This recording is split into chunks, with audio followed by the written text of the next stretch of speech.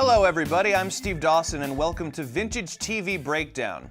It's a show where we look at sexist, racist, and just plain ridiculous commercials from the 50s and 60s and make fun of them. I don't know if you've ever looked at some of these very classic ads, but making fun of them is almost too easy. Luckily, I have low standards and low aptitude, so almost too easy commentary is perfect for me. These sexist, racist, and silly commercials are easy targets, but today, we're taking aim at one of the easiest targets of all: cigarette commercials. Woo! In 1964, Luther Terry, a smoker himself, released his famous Surgeon General's report, which officially said that smoking cigarettes was bad. And by bad, I mean Terry's report said smokers were found to be 10 to 20 times more likely to develop lung cancer than non-smokers. By bad, I mean Terry's report said that studies on cadavers showed that smokers' lungs were black instead of their normal pink coloring. And by bad, I mean Terry's report said dishwashing machines were slowly but surely becoming sentient beings that could and would attack you and your loved ones while you slept. Read the report. It's in there. It's totally in there. Okay.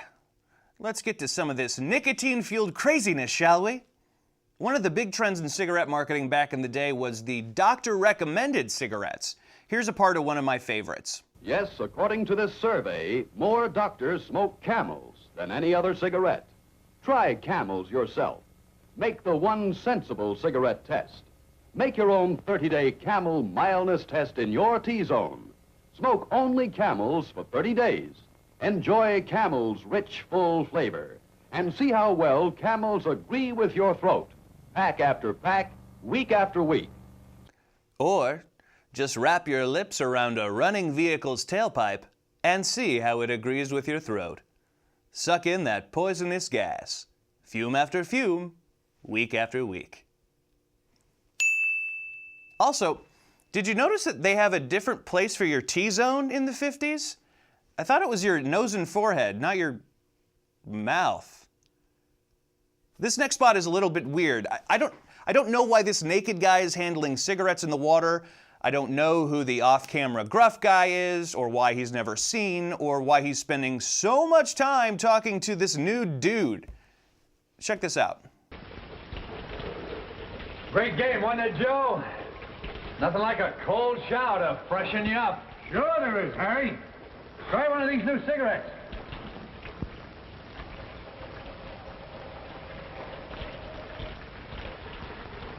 Hey, that is fresh and clean. What is this cigarette? It's the new Spud. What's that? Spud! The new filter Spud. Are you kidding?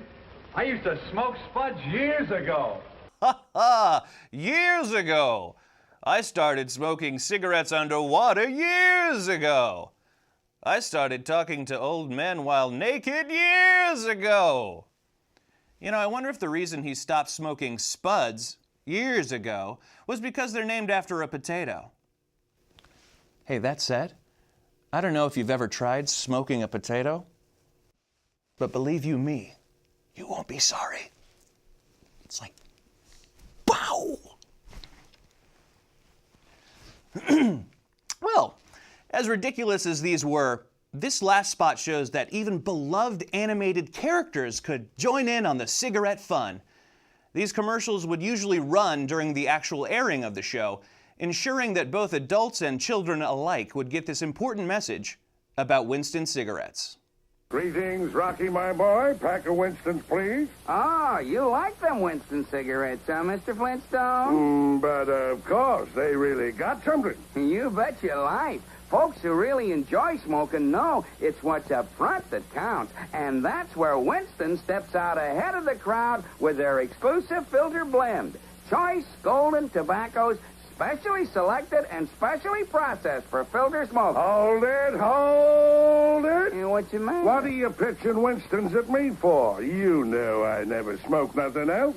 Okay, so this is true. In 1967, Fred Flintstone starred in a spot for Busch Beer.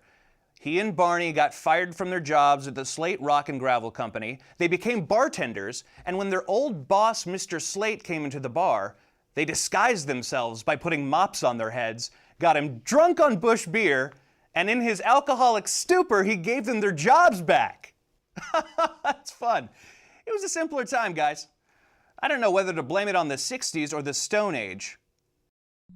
Either way, I'd call the promotion of alcohol and cigarettes to kids a yabba dabba don't. Thanks for joining me this week. Please like, subscribe, and tell your friends that although watching offensive commercials on the internet is fun, watching them with me is a whole lot funner. For VTV, I'm Steve Dawson.